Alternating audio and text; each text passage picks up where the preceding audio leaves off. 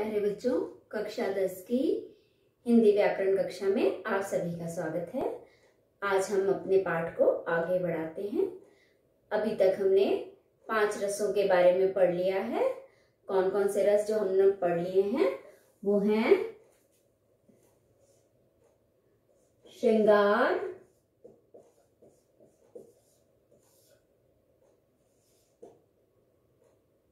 करुण,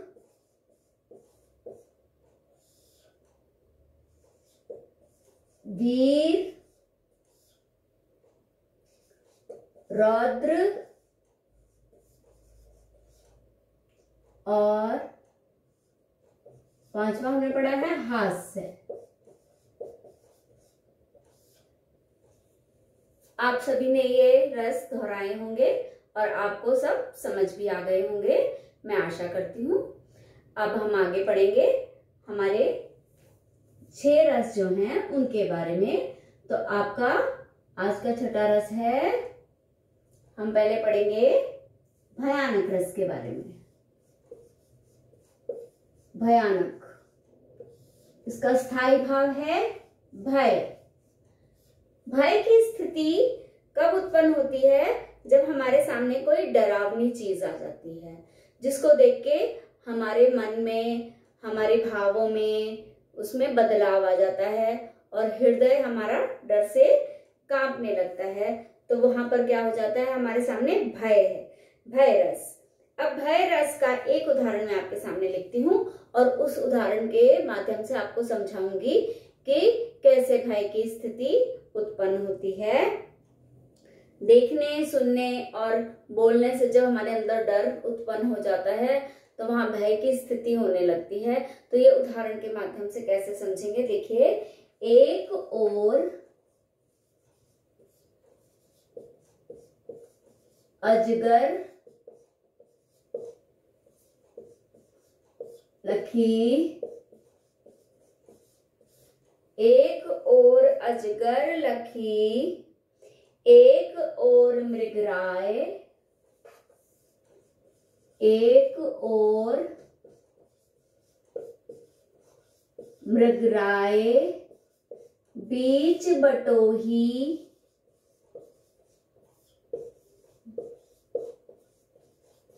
बीच बटोही, बटोही मतलब यात्री, बीच बटोही पर्यो मूर्छा खाए, पर्यो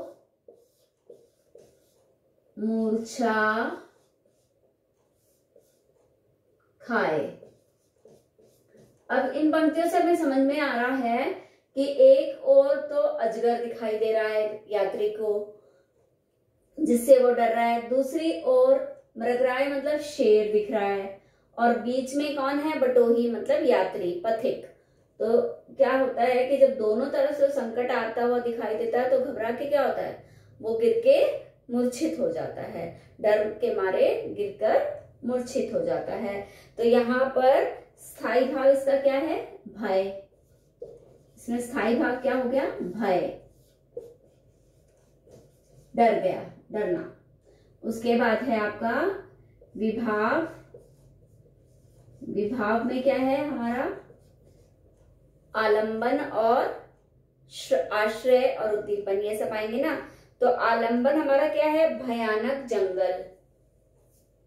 सॉरी, पहले हम आपके विभाव के बारे में बता रहे हैं। तो विभाव में आलंबन, आलंबन जंगल, आश्रय किसके अंदर उठ रहे हैं ये भाव? यात्री के अंदर, पथिक। और उद्दीपन शेर और अजगर।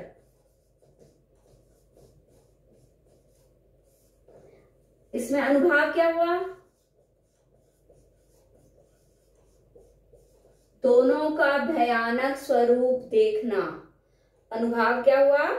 उनका डरना, देखकर क्या हो जाना? डरना, उनको देखकर, दोनों का भयानक रूप देखकर डरना और मूर्छित हो जाना। शारीरिक क्रियाएं आ गई ना, मूर्छित हो जाना। और इसके बाद में आ जाएगा हमारा संचारी भाव, जब हम बेहोश होने के बाद हमें होश आ जाता है। बेहोश होकर गिर पड़ना क्षणिक होता है और उसके बाद में होश आना, बाद में होश आ जाना, बेहोश हो जाना।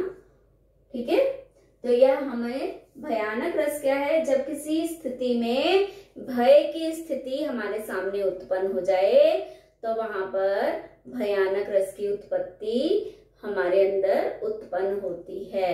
तो ये काव्य पंक्तियों से समझ में आ रहा है कि एक और अजगर लखी, एक और अजगर है, एक और मृगराय, एक और क्या है, शेर है। मृगराय मतलब मृगों का राजा शेर, है ना। बीच बटोही पर्यो मूर्छा खाए, उन दोनों के जो बीच में बटोही मतलब यात्री आ जाता है तो वो मूर्छित होके गिर पड़ता है। तो ये हमारा हो गया एक, आगे हमारा भयानक रस। आज हमने 5 के बाद ये छठा पढ़ लिया है, भयानक रस। इसके बाद हम पढ़ेंगे, भयानक रस के बाद हम पढ़ेंगे विभित्स रस। यहां पर लिखते हैं भयानक, जो हमने पढ़ लिया। अब आएगा हमारा विभित्स, नंबर 7 में आएगा विभित्स, विभत्स रस। इसका अर्थ क्या होता है, विभत्स मतलब घृणा, इसका भाव है घृणा। किसी चीज को देखकर जब घिन आने लगे, हमारे अंदर नफरत के, घिन के भाव हों, जैसे मक्खियां या कहीं और गंदगी देख के, जब इनको देख के छी ऐसे भाव निकलने लगते हैं ना, अपने आप का जी खराब होता है, तो वहां पर क्या है हमारा घृणा, मतलब विभित्स रस। तो विभित्स रस का एक उदाहरण मैं आपको दे रही हूं। जैसे एक यहाँ पर परिस्थिति बताई गई है कि एक लाश पड़ी हुई है, सड़ी गली सी, और कौवे चील उसको खींच खींच के खा रहे हैं, तो अंदर हृदय में कैसे भाव आते हैं उसको देख के, घृणा के। तो उदाहरण है, देखो, सिर पर बैठ्यो काग, सिर पर बैठ्यो काग, काग मतलब कौआ, सिर पर बैठ्यो काग, आंख दो खात निकारत, आंख दो खात निकारत,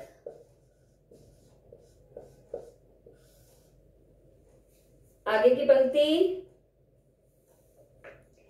खींचत जीभहि स्यार, खींचत जीभहि स्यार,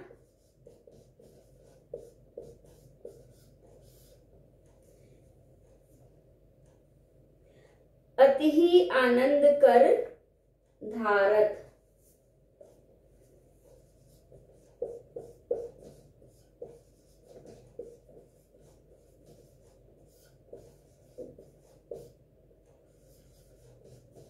अब इन पंक्तियों में जो भाव आ रहा है वो घृणा का आ रहा है कि एक मृत शरीर पड़ा हुआ है, मृत शरीर पर के सिर पर कौवा बैठा है और उस मृत शरीर की आंखें नोच नोच के खा रहा है, और साथ में ही सियार एक जानवर है जो उसको चीर फाड़ कर रहा है उसके शरीर की, और बहुत प्रसन्नता से उसका मांस का सेवन कर रहा है।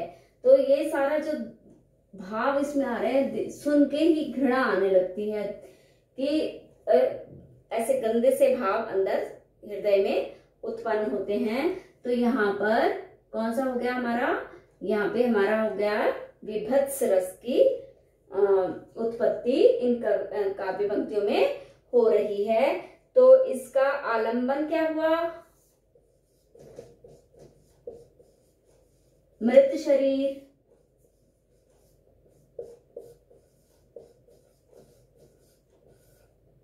और इसमें आश्रय जो देख रहा है उसके हृदय में हो रहा है ना, आश्रय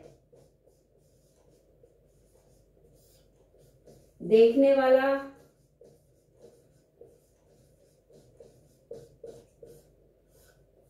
आश्रय और आलंबन, उद्दीपन क्या हुआ इसमें, गिद्ध, सियार, कौवा जो और घृणा को बढ़ा रहे हैं, उद्दीपन, गिद्ध, सियार, जो पशु पक्षी इसको नोच नोच के खा रहे हैं, कौवा, ये क्या हुए, उद्दीपन। और इसका अनुभाव क्या हो गया, अनुभाव यहाँ पर अंदर फीलिंग्स कैसी आ रही है, घृणा की, तो ये क्या हो गया, अनुभाव में भी घृणा आएगा, अनुभाव, घृणा,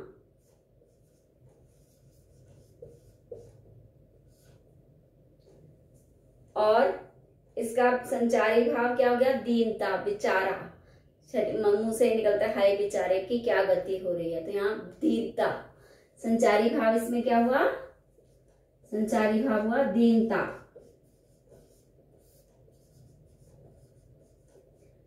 तो ये है विभत्स रस जिसका भाव आता है घृणा का। तो ये समझ में आया होगा आपको। अब हमारा सातवां ये हो गया हमारा विभत्स रस।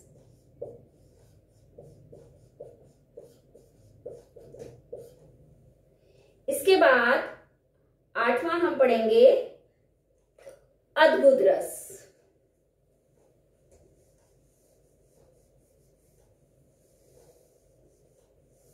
आठवां है हमारा अद्भुत रस।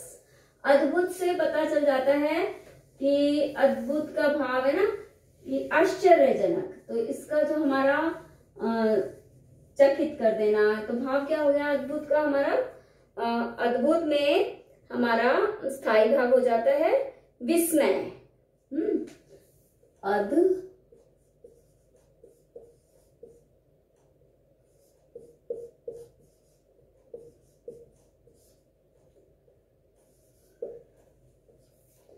विस्मय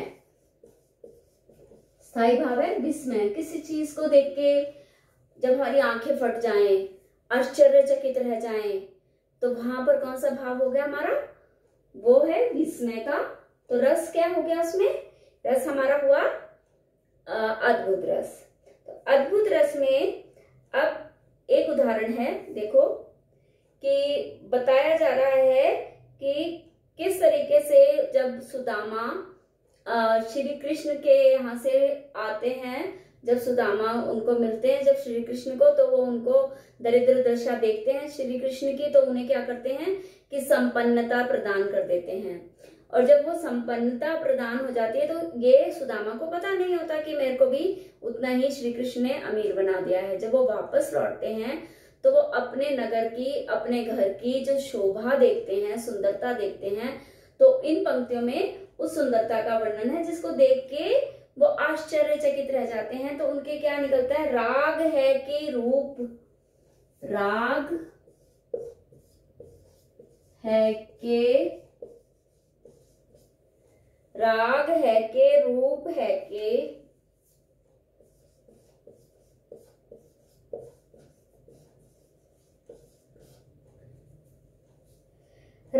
रस है के, जस है के,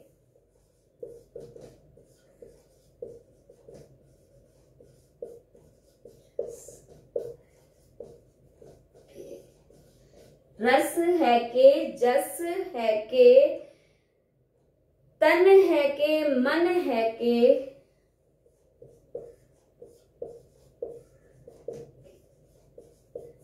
मन है के,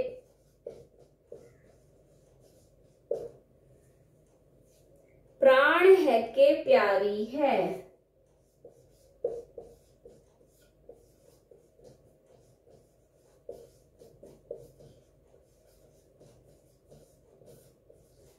तो यहाँ जब सुदामा की आके वापस अपने उस दशा को देखते हैं तो वो क्या होता है कि अद्भुत देह के आश्चर्यचकित रह जाते हैं कि ये सब कैसे हुआ, विस्मय का।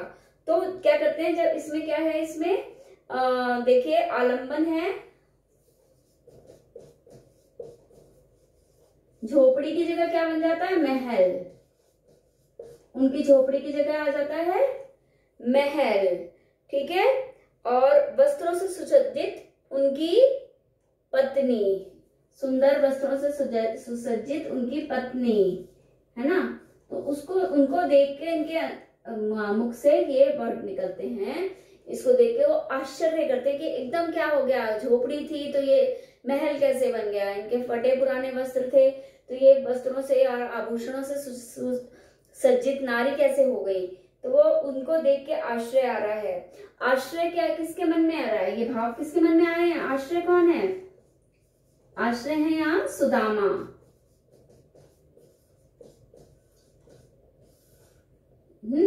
अब ये दोनों हो गए विभाव में। आपको बताया ही था इसका स्थायी भाव विस्मय है, स्थायी भाव मैंने नहीं लिखा है पर आपको पता है स्थायी भाव विस्मय है, ठीक है।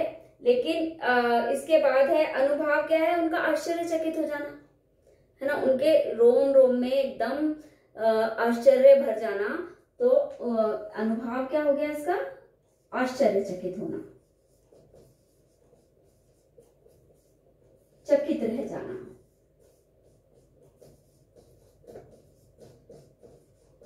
और इसके बाद है इसमें अंदर कैसे भाव आ रहे हैं, संचारी भाव किसे होते हैं, खुशी के, हर्ष के। तो संचारी भाव क्या हो गया इसमें, संचारी भाव हो गया हर्ष, खुशी, प्रसन्नता। तो ये आपको समझ में आया। अद्भुत रस मतलब विस्मय, जहां पे परिस्थितियां क्या करती हैं, हमें आश्चर्यचकित कर देती हैं। तो उन कविता की पंक्तियों को पढ़ के जब हमें अद्भुत रस की प्राप्ति हो, मतलब आश्चर्य लगे, तो वहां पर क्या होगा, ये अद्भुत रस।